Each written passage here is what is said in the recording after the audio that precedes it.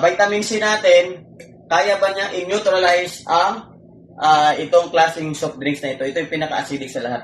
Lahat ng soft drinks ay acidic. Ang pinaka-acidic ay ito. Okay? So, tingnan natin kung kaya ba niyang i-neutralize lang, no? I-green lang niya. Okay? So, tingnan natin itong isang leading brand na vitamin C. Kung kaya ba niyang i-neutralize.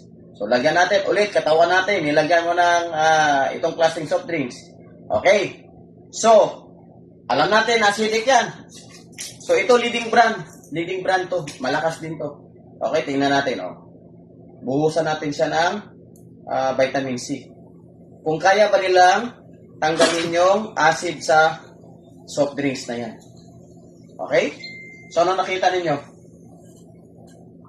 Kumukulo. Carbonated. Hindi na ba ako? Kaya ba? Hindi niya kaya. Okay, hindi niya kayang i-regulate yung soft drinks na ito. Okay. So, tingnan natin dito sa SC Vistacid. Kung kaya ba. So, ito. Lagay ulit tayo. Maybe yung mga kasama ko, yung Vistacid. Okay. Meron na yan tayo. Available na po yan. So, yan. Tingnan natin, no, kung kaya ba. I-neutralize. Okay? So, lagyan natin.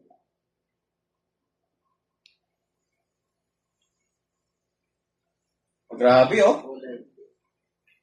So, clear, di ba? Okay, malalaman natin yan.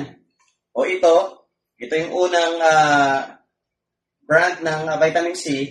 Tingnan natin ng pH tester kung kaya ba niyang i-neutralize. Okay, so, hindi niya kaya i-neutralize, guys. So, ano nangyari? Acidic. Di kaya. So, tingnan natin dito sa Vistacid natin. Tingnan natin, oh. Wow. Okay, anong kulay?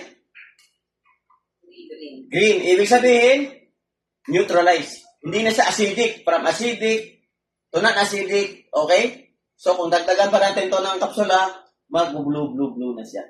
Okay? So, isa lang to, ha? Isa lang to. So, kung you imagine, i-compare mo yung vitamin C na binibili niyo. Acidic po yan. Hindi nyo kaya.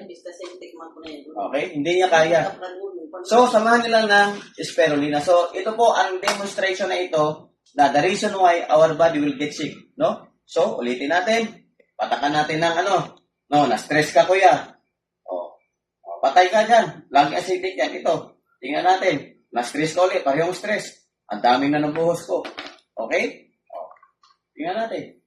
You are still protected. 85%, okay? The causes of sickness and diseases comes from the acidity. Ito pong dahilan bakit tayo nagkakasakit. Yan. Diyan galing sa acidity.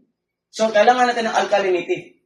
If our body is alkaline and has a lot of nutrition, your body will heal by itself. Alkaline, ha? The word alkaline at saka nutrition. Ito yung magpapa-alkaline sa katawan natin. Okay? Then, kargahan natin ng 42 vitamins, 42 minerals. Your body will heal by itself. Okay ba? Kuya, okay ba? Okay. Maganda. So, isama natin to, no? Isama natin to. Then, add-on na lang natin yung mga bioresonance therapy natin. Lahat gagawin natin.